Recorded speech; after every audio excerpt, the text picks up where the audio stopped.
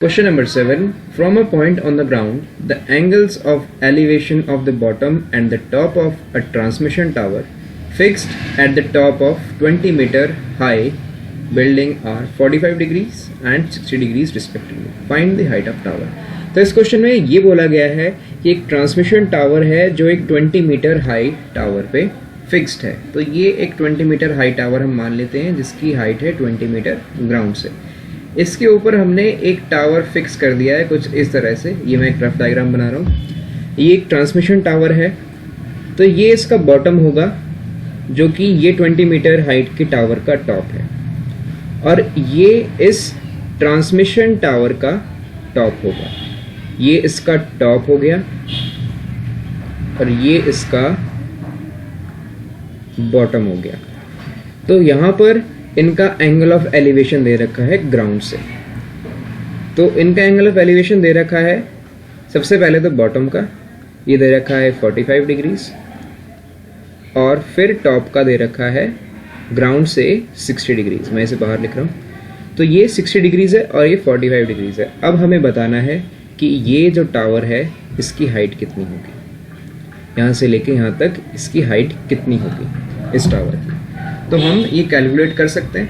वो कैसे हम कर सकते हैं कि ये 20 मीटर्स है और इसकी हाइट को हम मान सकते हैं x, क्योंकि हमें पता नहीं है इसकी हाइट. तो हम इसकी हेल्प से ये जो 60 डिग्रीज है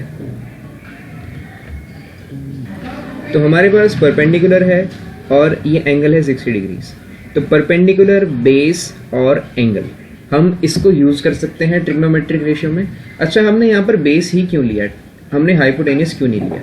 क्योंकि बेस यहाँ इन दोनों ट्राइंगल्स में कॉमन है. इस ट्राइंगल में भी कॉमन है और इस ट्राइंगल में भी कॉमन है. तो हम बेस की इस ट्राइंगल से वैल्यू निकाल के और दूसरे ट्राइंगल की वैल्यू निकाल के इक्वल कर सकते हैं. अब मैं क्वेश्चन जब सॉल्व करूंगा तब मैं बताऊंगा ये चीज़. तो बेस दोनों में कॉमन है इसलिए हमने बेस को इंक्लूड किया, हाइपोटेन्यूस को इंक्लूड नहीं किया. तो परपेंडिकुलर और बेस इन दोनों को रिलेट करने वाला ट्रिग्नोमेट्रिक रेशियो होता है tan थीटा. अब हमें थीटा की वैल्यूज पता है और इसे हमने x मान लिया. और x क्यों माना है? ताकि हम परपेंडिकुलर ले सकें 60 डिग्री के लिए. तो इसके लिए तो परपेंडिकुलर होगा दिस लेंथ, ये वाली लेंथ प्लस दिस लेंथ. अब ये लेंथ हमें पता नहीं है तो इसलिए हमने इसे एज्यूम कर लिया x. तो हमें फाइनली जो वैल्यू निकालनी है वो निकालनी है x की. तो मैं सबसे पहले एक डायग्राम बना लेता हूँ इसके लिए. तो ये मैंने एक डायग्राम बना दिया है. ये AD एक टावर है जिसकी लेंथ मैंने x मान ली है और इस टावर के बॉटम का एंगल ऑफ एलिवेशन 45 डिग्री है और इसके टॉप का 60 डिग्री है और जिस टावर पे ये है वो है 20 मीटर्स का. अब मैंने आपको बताया था कि हम tan थीटा का यूज़ करेंगे क्योंकि हमें बेस को इंक्लूड करना है. तो मैं यहाँ पे पहले यूज़ कर रहा हूँ इन ट्राइंगल ABC में tan theta. In triangle ABC tan theta ये हो जाएगा tan theta is equals to perpendicular upon base. तो यहाँ पर थीटा की वैल्यू है 45 डिग्री. ABC ट्राइंगल लिया है मैंने यहाँ पे, इसमें थीटा की वैल्यू 45 डिग्री है. तो tan, ये tan लिखा है tan 45 डिग्री.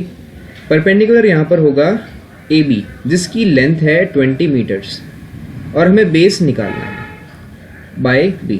तो tan 45 की वैल्यू होती है 1 और ये हो जाएगा 20 बाय B.